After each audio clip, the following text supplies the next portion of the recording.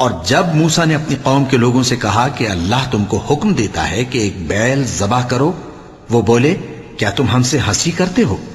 موسیٰ نے کہا کہ میں اللہ کی پناہ مانگتا ہوں کہ نادان بن۔ انہوں نے کہا کہ اپنے پروردگار سے التجا کیجئے کہ وہ ہمیں یہ بتائے کہ وہ بیل کس طرح کا ہو۔ موسیٰ نے کہا پروردگار فرماتا ہے کہ وہ بیل نہ تو بوڑھا ہو اور نہ بچڑا، بلکہ ان کے درمیان یعنی جوان ہو، سو جیسا تم کو حکم دیا گیا ہے ویسا کرو۔ انہوں نے کہا اپنے پروردگار سے درخواست کیجئے کہ ہم کو یہ بھی بتا دے کہ اس کا رنگ کیسا ہو۔ موسیٰ نے کہا پروردگار فرماتا ہے کہ اس کا رنگ گہرا زرد ہو کہ دیکھنے والوں کے دل کو خوش کر دیتا ہو۔ انہوں نے کہا اب کے پروردگار سے پھر درخواست کیجئے کہ ہم کو بتا دے کہ وہ اور کس کس طرح کا ہو، کیونکہ بہت سے بیل ہمیں ایک دوسرے کے مشابہ معلوم ہوتے ہیں، اور اللہ نے چاہا تو ہمیں ٹھیک بات معلوم ہو جائے گی۔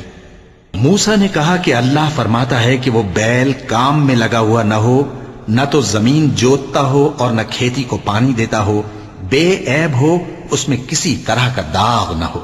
کہنے لگے اب تم نے سب باتیں درست بتا دیں۔ غرض بڑی مشکل سے انہوں نے اس بیل کو ذبح کیا، جبکہ وہ ایسا کرنے والے لگتے نہ تھے۔ اور جب تم نے ایک شخص کو قتل کیا تو اس میں باہم جھگڑنے لگے، حالانکہ جو بات تم چھپا رہے تھے اللہ اس کو ظاہر کرنے والا تھا۔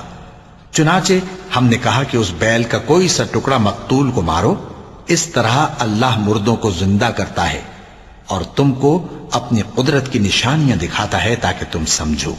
پھر اس کے بعد تمہارے دل سخت ہو گئے گویا وہ پتھر ہیں یا ان سے بھی زیادہ سخت، اور پتھر تو بعضے ایسے ہوتے ہیں کہ ان میں سے چشمے پھوٹ نکلتے ہیں، اور بعضے ایسے ہوتے ہیں کہ پھٹ جاتے ہیں اور ان میں سے پانی نکلنے لگتا ہے، اور بعضے ایسے ہوتے ہیں کہ اللہ کے خوف سے گر پڑتے ہیں، اور اللہ تمہارے کرتوتوں سے بے خبر نہیں۔